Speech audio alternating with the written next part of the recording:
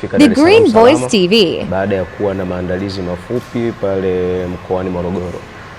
Kiufundi tunakwenda kucheza mechi ambayo ni mechi ya mtoano, ni tofauti na mechi za ligi ambazo tumecheza.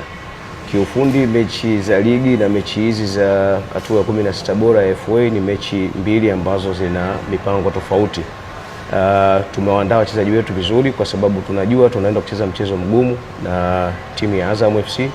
Tunawaheshimu, ni timu kubwa, ina technical bench nzuri, ina wachezaji wazuri, lakini sisi kama timu tumejiandaa kukabiliana na aina ya mbinu ambazo zitatumika kesho, kwa sababu tunafahamu kuwa Azam FC pia na wao watakuja kwa ajili ya kutafuta matokeo katika mechi hiyo. Lakini sisi kiufundi tumejiandaa vizuri na vijana wetu pia wako sawa na wako tayari kwa ajili ya mechi.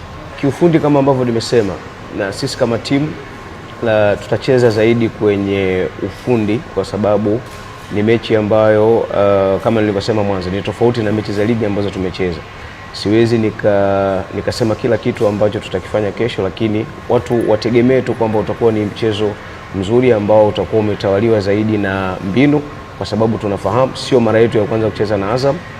Hii ni mara ya pili, tulicheza mechi ya kwanza ya ligi na sasa tunakwenda kucheza mechi ya FA. Kwa hiyo niseme tu kwa kifupi kwamba tumejiandaa kiufundi kuwakabili Azam katika mechi ambayo itakuwa na ushindani mkubwa.